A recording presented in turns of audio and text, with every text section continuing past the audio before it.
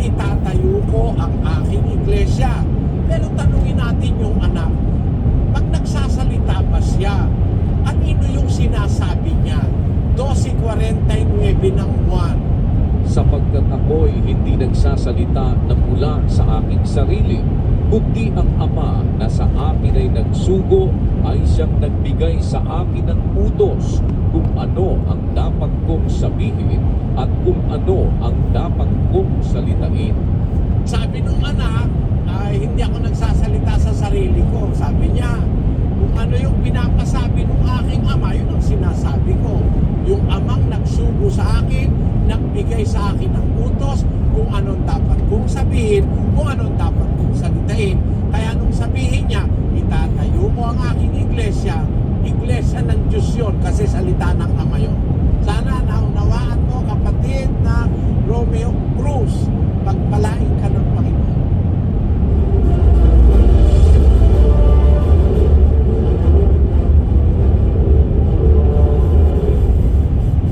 Lipat tayo ulit dito sa Araneta Coliseum.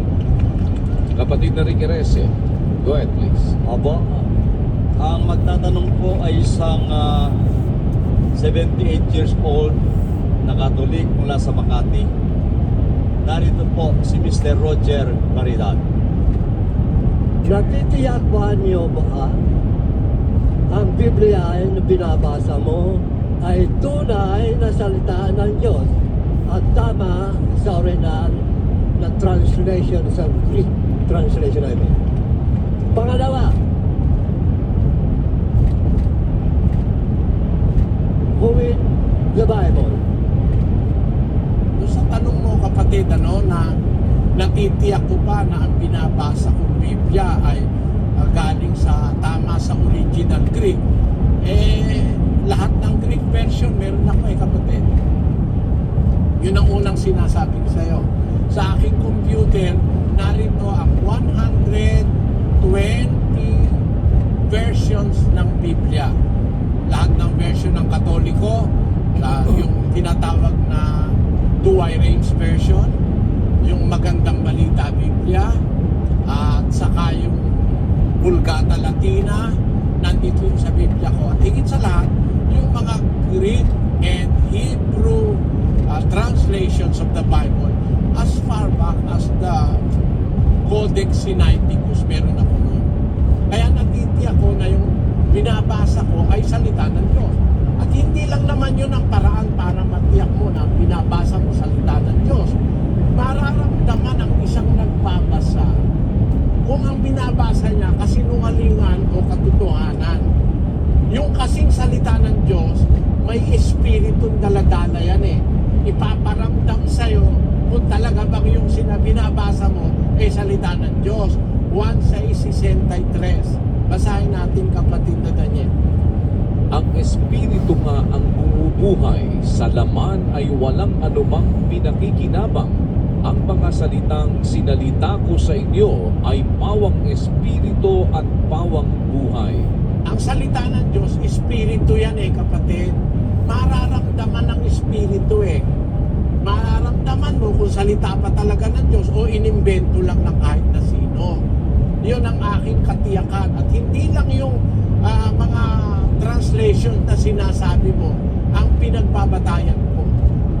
Mas mga matatanda pang translation ang sinasaliksik ko para matiyak ko na ang binabasa ko, pinaniniwalaan ay salita ng Diyos. Yun ang sagot ko sa unang mong tanong. Ngayon sabi mo, sino ba ang nagsulat ng Biblia? Alam mo kapatid, sa tanong na yan, maraming sagot. No? Unang-unang nagsulat ang Diyos. Basahin natin ang 31 ng Jeremias. Versikulo 31. Narito, ang mga araw ay dumarating, sabi ng Panginoon, na ako'y makikipagtipan ng panibago sa sangbahayan ni Israel at sa sangbahayan ni Huda. Hindi ayon sa tipan na ipinakipagtipan ko sa kanilang mga magulang sa araw na aking kinuha sila sa pamamagitan ng kamay upang ilabas sila sa lupain ng Ehipto, na ang aking tipan ay kanilang sinira bagaman ako'y asawa nila, sabi ng Panginoon. Kundi ito ang tipan na aking ipakikipagtipan sa sangbahayan ni Israel pagkatapos ng mga araw na yaon, sabi ng Panginoon. Aking itatala ang aking kautusan sa kanilang kalooban at aking isusulat sa kanilang puso. At ako'y magiging kanilang Diyos at sila'y magiging aking bayan. Ang pangunahing sumusulat ng salita ng Diyos, ang Diyos eh. Kung matatandaan mo, yung 2 tapyas na bato, sinulatan ng daliri ng Diyos. Doon sa Exodo 31:18. At kaniyang ibinigay kay Moises pagkatapos na makipagsalitaan sa kanya sa ibabaw ng bundok ng Sinai ang 2 tapyas ng patotoo na mga tapyas na bato na sinulatan ng daliri ng Diyos. Kaya kung sa tanong mo, sino nagsulat sa Biblia, pangunahin na ang Diyos. Pangalawa, ang mga propeta, kagaya ni Moises, inutusan siya ng Diyos. Si Isaias, inutusan siya ng Diyos. Isulat mo. Ang mga apostol, inutusan ng Diyos. Basahin natin ang unang Korinto 14:37. Kung iniisip niyo man na siya'y propeta o ayon sa Espiritu, ay kilalanin niya ang mga bagay na sa inyo'y isinusulat ko na pawang utos ng Panginoon. Mga apostol, inutusang sumulat. Hindi lang basta sila nagsulat, inutusan silang sumulat. Unang Juan 1:3-4. Yaong aming nakita at narinig ay siya rin naming ibinabalita sa inyo upang kayo naman ay magkaroon ng pakikisama sa amin. Oo, at tayo ay may pakikisama sa Ama at sa Kanyang Anak na si Hesukristo. At ang mga bagay na ito ay aming isinusulat upang ang ating kagalakan ay malubos. Mga tuwid, nasagot na natin sa Biblia yung pangunahing 2 tanong ng kapatid na Roger. Nakakatiyak pa ako na ang binabasa ko tama sa original Greek. Nakakatiyak ako, kapatid, at pati yung espiritu nararamdaman ko ng Biblia. Sino sumulat sa Biblia? Ang una, Panginoon Diyos, tapos mga propeta, tapos mga apostol. Sa Cebu tayo, kapatid na Tobias. Go ahead, Cebu. Magandang gabi sa inyo dyan. Kapatid Nelly at kapatid na Daniel, at mula dito po sa Cebu City. Ang magtatanong po dito sa Cebu City, si kapatid na Aldeli Pansakala. Isa po siyang Seventh-day Adventist. Sige po, kapatid na Aldeli, pwede na po kayo magtanong kay kapatid Nelly. Ang tanong ko lang po, bakit po ba ikapito ang Sabado sa aming pagpahinga? Alam mo, yung ikapitong araw, kaya ang mga Adventista ngayon, nagpapahinga na ikapitong araw, kumuha sila ng utos na hindi para sa kanila.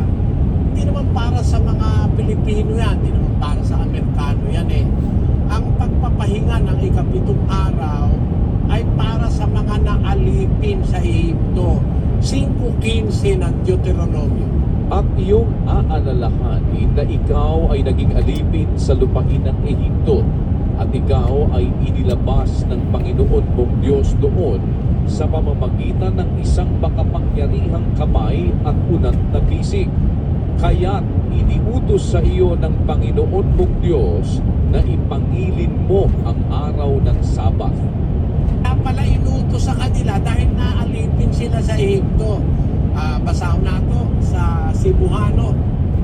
Kung hinumdumi nga naulipon ka sa yuta sa Ehipto, ug na ang Ginoo nga imong Dios nagkuha kanimo gikan didto pinaagi sa kamot nga kusgan ug bukton nga tinuy-od tungod niya na ang Ginoo nga imong Dios nagsugo kanimo nga bantayan mo ang adlaw nga ipapahulay. Ayun.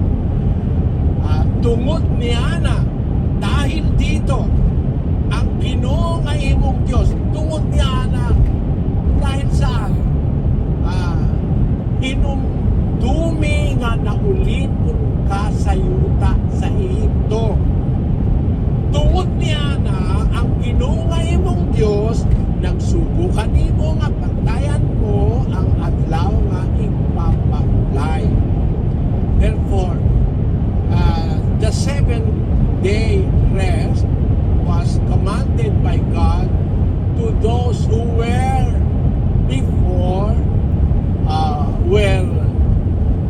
slaves of Egypt for 430 years without rest. Without rest. They are in hard labor for 400 years. Let us read in the book of Exodus 12:40. Now the sojourning of the children of Israel who dwelt in Egypt was 430 years. And it came to pass at the end of the 430 years, even the self-same day, it came to pass that all the hosts of the Lord went out from the land of Egypt. In Cebuano, karon ang panahon nga ang mga anak ni Israel ni puyo sa Ehipto, upat kagatus ug katloan katuig. Ug nahitabo sa katapusan sa upat kagatus ug katloan sa tuig, bisan sa maong adlaw nahitabo nga ang tanan nga mga panon sa Ginoo migula gikan sa yuta sa Ehipto. They were slaves for 400 years. Pagkaraanon, inilabas sila doon, binigyan sila ng day of rest. At yun ay para sa kanila, hindi para sa Kristiyano yun. Ang Kristiyano, meron tayong rest, but not the rest of the body, it is the rest of the soul. Pagpapahinga ng kaluluwa. Basahon nato sa Mateo, Hermano Daniel, sa 11:28 sa Mateo, sa Tagalog. Magsiparito sa akin, kayong lahat na nangapapagal at nangabibigat ang lubha, at kayo'y aking papagpapahingahin. Pasanin ninyo ang aking pamatok at mag-aral kayo sa akin, sapagkat ako'y maamo at mapagpakumbabang puso, at masusumpungan ninyo ang kapahingahan ng inyong mga kaluluwa. Sa Kristiyano, ang kapahingahan ng kaluluwa, pagpahulay sa kalag, no?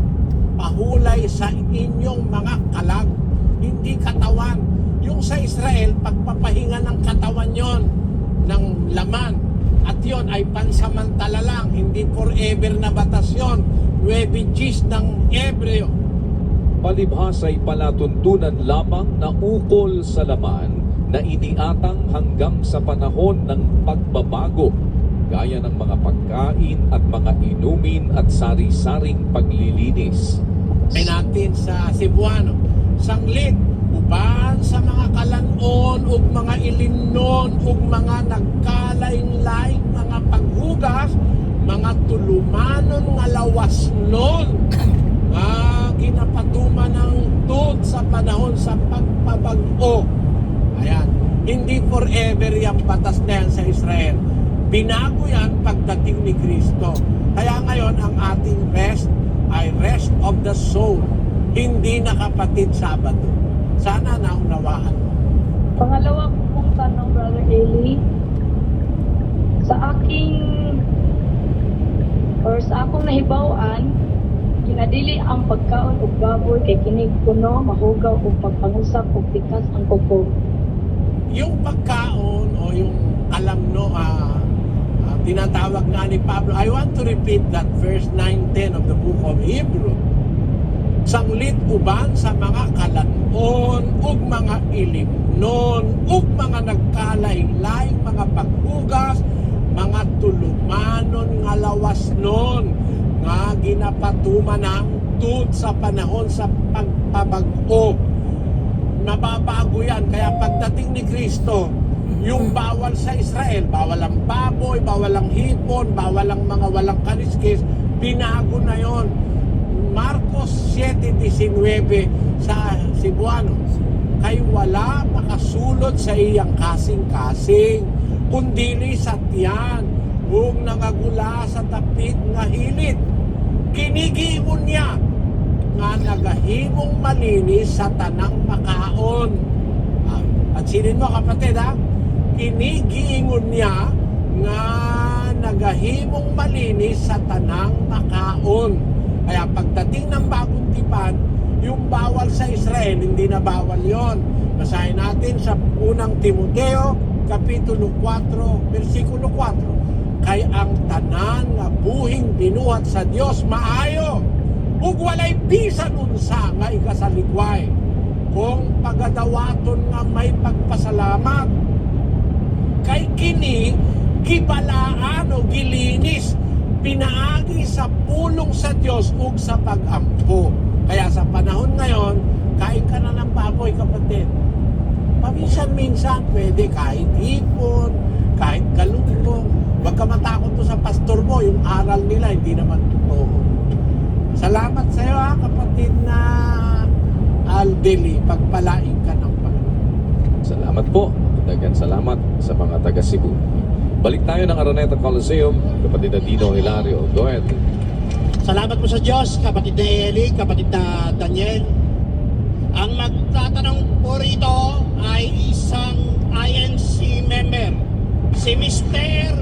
Ruizito Perez. Brother Eli, unang-una po sa radyo ko lang una kayo naririnig. Pero ngayon nagpapasalamat ako kahit po sa widescreen ay makikita rin tayo. Ang unang-unang tanong ko po ay kung sakali ang isang tao ay umanib sa ang dating daan, meron po bang katiyakan na nasusulat sa Biblia na may pangakong kaligtasan? At ang ikalawa ay sa mga nagtuturo ng mga ebanghelyo ng Diyos ay nakasulat na sila ay may mga palatandaan na sila nga ay sinusugo ng Diyos. Yun lang po, brother. Salamat sa iyo, kapatid na Luisito. Unang-una, ang aaniban ay ang iglesyang nasa Biblia ay ang Church of God o ang iglesia ng Diyos. Mababasa yan sa more or less 12 sitas ng Bagong Tipan, the Church of God, which He had purchased with His own blood. Sinasabi sa Acts 20:28. Ngayon, sinasabi din yan doon sa 2 Corinthians chapter 1 verse 1. Pakibasa mo nga, kapatid na Daniel. Si Pablo na apostol ni Kristo Jesus sa pamamagitan ng kalooban ng Diyos at si Timoteo na ating kapatid sa iglesia ng Diyos na nasa Corinto, kalaki pang lahat ng mga banal na nasa buong Akaya. Ngayon, iglesia ng Diyos, ang pangalan ng iglesia sa Biblia, kapatid, sapagkat ang tunay na may-ari ay ang Diyos Ama. Kaya ang pangalan, iglesia ng Diyos. Yun ang nakasulat sa Isaiah 43:7. Bawat tinatawag sa aking pangalan at yaong aking nilikha ay sa aking kaluwalhatian, yaong aking inanyuan, oo, yaong aking ginawa. At ang sa Diyos tinatawag sa kanyang pangalan. Gaya ng iglesia, sa Diyos tinatawag sa kanyang pangalan. Ang iglesia ng Diyos ang nakasulat sa Biblia. Yun ang dapat aniban ng tao. Na maanib tayo sa iglesyang ang Diyos ang may-ari na itinayo sa pamamagitan ng ating Panginoon Kristo. Si Kristo ang pinababa ng Ama para ang iglesia ay matipon, pero ang iglesia talagang sa Diyos yun, ang may-ari nun ng Ama. Basahin natin ang Hebreo 3:4. Sapagkat ang bawat bahay ay may nagtayo, datapwat ang nagtayo ng lahat ng mga bagay ay ang Diyos. Pagbagay may nagtayo pero ang nagtayo ng lahat ng bagay ang Diyos. Kaya siya may-ari ng lahat ng bagay. Ngayon, yun ang aaniban yung iglesia sa Efeso 3:6. Na ang mga hentil ay mga tagapagmana at mga kasangkap ng katawan at mga may bahagi sa pangako na kay Kristo Jesus sa pamamagitan ng Ebanghelyo. Mga hintil, lahat ng tao ngayon hintil. Labas sa Israel nung una tinatawag na hintil. Gentiles are fellow heirs and members of the same body. Ang mga hintil, tagapagmana, kasangkap ng katawan. Merong katawan na sasangkapan o aaniban. Alin yung katawan? Kolosas 1:18. at siya ang ulo ng katawan sa makatwid bagay ng iglesia. Ang katawan ay ang iglesia at doon tayo sasangkap, aanib. Ang aaniba ng tatanggap ng aral ng Diyos ay ang iglesyang nasa Biblia. Pati tayong mga hintil, ang dapat nating aniban yung iglesyang nasa Biblia, nakasulat na pinamumunuan ng ating Panginoong Jesucristo. Ngayon, ang tanong mo ay kung aanib ka ba, meron bang nakasulat na pangako na kaligtasan at buhay na walang hanggan? Alam mo ano, ang pangako na kaligtasan at buhay na walang hanggan, hindi para sa iglesia lang. Hindi naman naanib sa iglesia si Abraham maliligtas yun. Si Jacob, maliligtas yun. Hindi naman naanib sa iglesia yun Ibig sabihin, labas ng iglesia yun. Lalo na kung ang sasabihin mong iglesia yung natatag sa Pilipinas. Para hatulan mo sweepingly, napakalaking paghatol niyan. Na pag nasa labas nila, sintinsyado sa apoy. Marahas na hatol. Mali.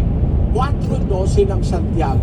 Iisa ang tagapagbigay ng kautusan at hukom sa makatwid bagay ang makapagliligtas at makapagwawasak. Datapwat, sino ka na humahatol sa iyong kapwa? Sinisino Kaya sinisino? Sino ka para humatol sa kapwa mo? Iisa lang ang hukom. At siya rin ang tagapagligtas. Sino kang hahatol-hatol? Lalo na kung nasa labas ng iglesia, bawal hatulan nyo nung nasa totoong iglesia, bawal hatulan yung nasa labas. 5:13 ng unang Korinto. Datapwat sa nangasa labas ay Diyos ang humahatol. Yun, ipaubaya natin sa Diyos ang paghatol sa nasa labas ng iglesia. Kung gusto bang magligtas ng Diyos sa labas ng iglesia, ano ba pakialam natin? Hindi naman tayo tagapagligtas. Kahit nga yung hindi sumasampalataya, kung gusto iligtas ng Diyos, pwede Basahin natin ang unang Timoteo 4:G. Sapagkat dahil dito ay nagsisipagpagal kami at nagsisipagsikap, sapagkat may pag-asa kami sa Diyos na buhay, na siyang tagapagligtas sa lahat ng mga tao, lalong-lalo na sa mga nagsisisampalataya.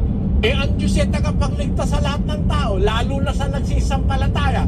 Pati pala yung walang pananampalataya, kung gustong iligtas ng Diyos, pakialam natin. Bakit tayo hahatol? Kaya ang masasabi ko, kapatid, hindi totoo na ang kaligtasan nasa relihiyon lang na iglesia ng Diyos. Maaari ring maligtas yung nasa labas. Kailan? Basahin natin ang Roma 2:13. Sapagkat hindi ang mga tagapakinig ng kautusan ang siyang mga ganap sa harapan ng Diyos, kundi ang nangagsisitalima sa kautusan ay aariing mga ganap. Sapagkat kung ang mga hentil na walang kautusan sa katutubo ay nagsisigawa ng mga bagay ng kautusan, ang mga ito na walang kautusan ay siyang kautusan sa kanilang sarili. Yung palang mga hintil, walang kautusan, hindi narating ng Biblia, hindi narating ng mga pangangaral ng apostol. Ang totoo, yung mga taga-Ipugaw, ginagawa na nila yung yung rice terraces 2,000 years ago, no? Actually, 4,000 years ago nung umpisahan yung rice terraces no? Nung nangangaral si Kristo sa lupa, yung last 2,000 years na nakaraan, ibig sabihin, may mga Ipugaw na doon sa Benguet na gumagawa ng rice terraces. Nung nangangaral si Kristo, hindi naman narating ni Kristo yon. Lahat ba yon sa impyerno na? Basahin nga muna natin yung kapirasong istorya, kapatid na Daniel. Ito po. Ancient huge walls in the vicinity of Posia in eastern Ifugao, dated to be some 4,000 years old, point to early human settlement in the province. Ifugao culture is reputedly 3,000 years old. The rice terraces are estimated to have been taken 2,000 years to build, to cover the present-day 400 square kilometers of terraced land, although anthropologists are divided on pegging the exact age of the terraces. mo na, merong margin of error na 1,000. Kung 4,000 years na yung nakakalipas nung impisang gawin niyang mga rice terraces na yan, ibig sabihin, nung nangangaral si Kristo, may mga ipugaw na doon sa Benguet. Hindi naman narating ni Kristo yon. Namatay na. Wala na bang kaligtasan yun? Hindi ganon ang pananaw ng Biblia.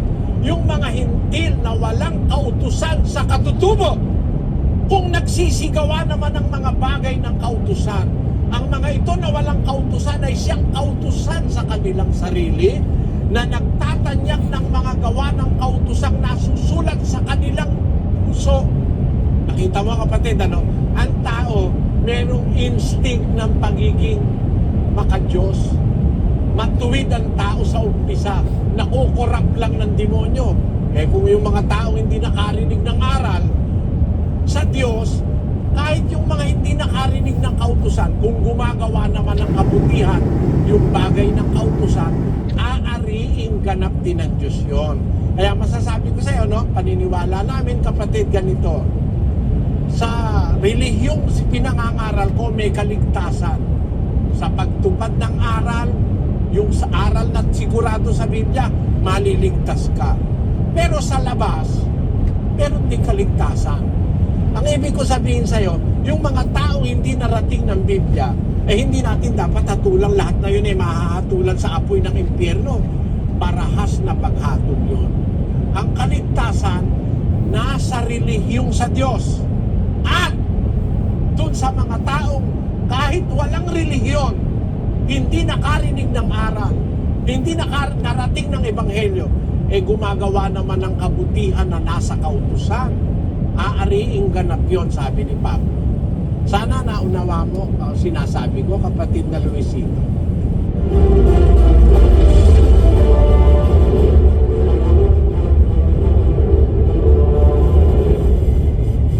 Punta po tayo ng Davao City sa Pahada, kapatid na Jerry Caballero. Go ahead, Davao, please.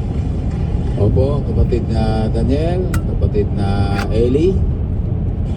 Salamat sa Diyos at ang magtatanong sa dakong ito ay si kapatid na Ronel Rigodon, isang 38 years old at Katoliko. Narito po siya. Ako po ay nagpapasalamat na naimbitahan sa pagtitipon na ito at binigyan ng opportunity na magtanong. Tanong ko lang po, brother, hinggil po doon sa sa nakasulat sa ng Sumerian civilization. Hinggil po doon sa creation po ng earth tsaka human. Totoo po ba yung naisulat nila sa clay tablet, sa cuneiform, sa cuneiform? Yun po. At pangalawa kong tanong, may posibilidad ba na yung nakasulat, yung sinulat ng mga Sumerian sa lingwahe nila ay yun ang pinagbasihan sa pagsulat ng Biblia? Yun lang po. Salamat. Kapatid, the truth in the Bible is not dependent on any book on earth. Ang katotohanang nakasulat sa Biblia ay hindi dependente sa anumang libro sa lupa. Although maaaring sabihin ng iba na yung mga hieroglyphics, yung mga cuneiform script ay mas nauna pa sa pagkasulat ni Moises ng mga aklat ng Biblia. But I am sure na only the Bible o ang Biblia lamang ang mayroong very exact account on how the universe came into being. Actually, maraming mga maraming mga mali yan yung paniniwala ng na nasa Sumerian text. Tinatawag yan na the Sumerian creation myth na nandoon sa tablet in Nippur. Basahin nga natin ng kapiraso lang, kapatid na Daniel. the origins of human beings according to ancient Sumerian text. Pakibasa lang kapiraso. Sumer of the land of civilized kings flourished in Mesopotamia, now modern-day Iraq, around 4,500 BC.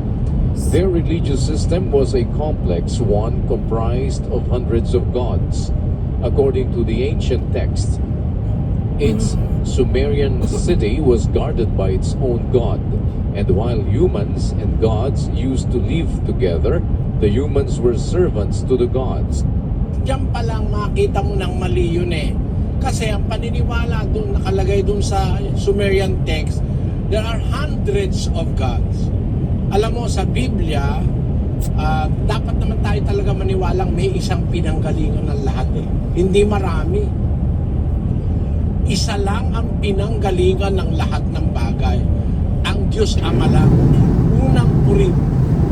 Kapitulo 8, versikulo 6. Ngunit sa ganang atin ay may isang Diyos lamang, ang Ama, na buhat sa Kanya ang lahat ng mga bagay at tayo'y sa Kanya, at isa lamang Panginoon, si Jesucristo, na sa pamamagitan